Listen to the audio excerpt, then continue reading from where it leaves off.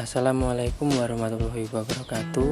Di sini saya Gersam Alfari Prasetyo, NPM 1804030600008, akan mempresentasikan konstruksi tris algoritma prim untuk memenuhi tugas ujian akhir semester teori graf.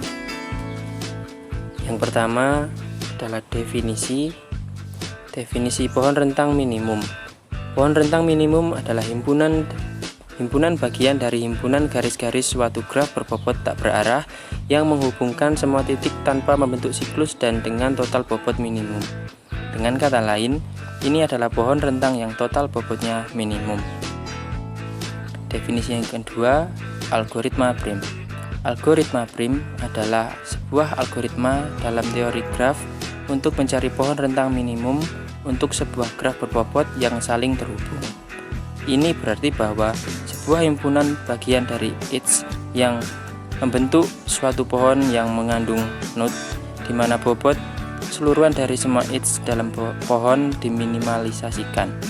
Bila graf tersebut tidak terhubung, maka graf itu hanya memiliki satu pohon rentang minimum untuk satu dari komponen yang terhubung.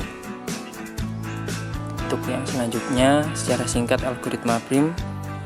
Algoritma prim ditemukan pada 1930 oleh matematikawan Wojciech Jarnik dan kemudian secara terpisah oleh komputer scientist Robert C. Prim pada 1957 dan ditemukan kembali oleh Dijkstra pada 1959.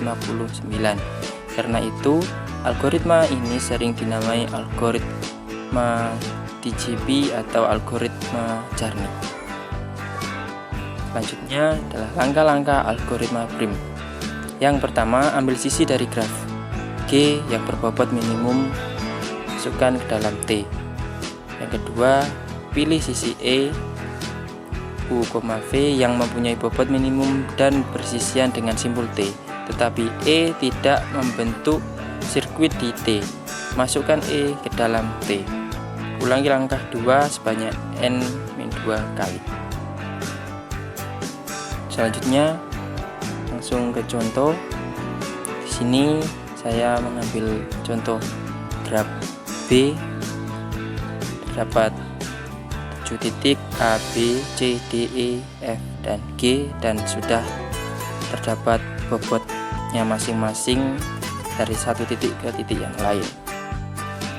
Kita akan mencari bobot rentang minimum menggunakan algoritma prim. Yang pertama ialah menentukan titik awal. Di sini saya akan memilih titik A sebagai titik awal. Titik A terhubung oleh 2 titik, yaitu A ke B dan A ke F yang mempunyai bobot masing-masing. Bobot minimum dapat dilihat. Bobot minimum yang terlihat adalah 4, yaitu AB. Oleh karena itu, kita memilih AB untuk rentang minimumnya. Selanjutnya, dari AB terdapat titik A dan titik B yang mempunyai bobot ke arah titik yang lain, dan bobot yang paling terkecil dari A dan B yaitu 12, yaitu titik B ke G, karena titik B ke C dan titik A ke F lebih besar dari titik B ke G, sehingga kita memilih titik B ke G. Selanjutnya dari titik A, B, dan G terdapat beberapa garis. Terdapat AF, AG, BC, GC, GE, dan GF. Kita lihat mana garis dengan bobot yang terkecil. Bisa dilihat bahwa bobot yang paling kecil adalah GC dengan nilai 2, sehingga kita memilih garis GC. Selanjutnya terdapat titik ABGC. Terdapat garis AF, GF, GE, CD, CB, AB, dan AG. Kita lihat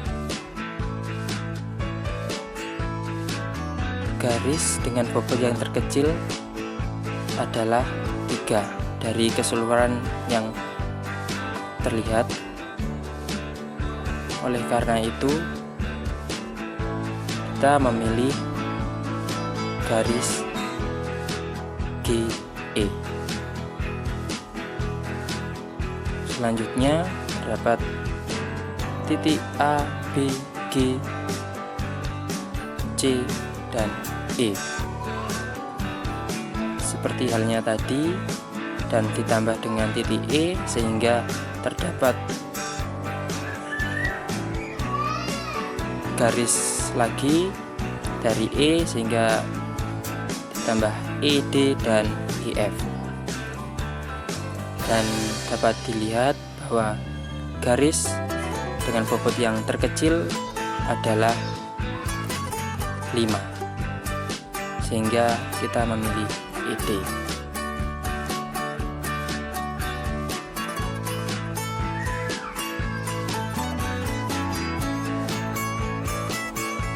Selanjutnya kita lihat bahwa masih terdapat satu titik yang belum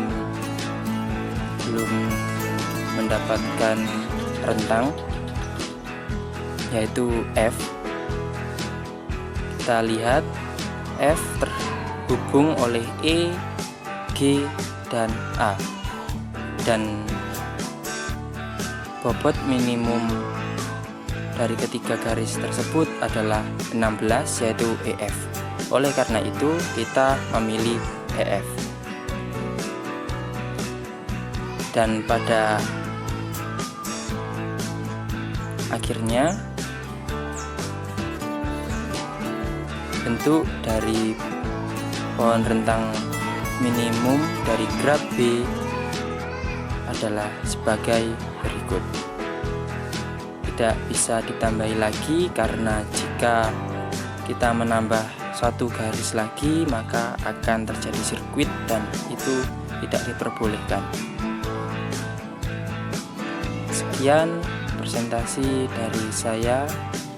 Jika terdapat kesalahan dan kata-kata yang sulit dipahami, saya mohon maaf karena saya juga masih dalam proses belajar dan memahami. Terima kasih.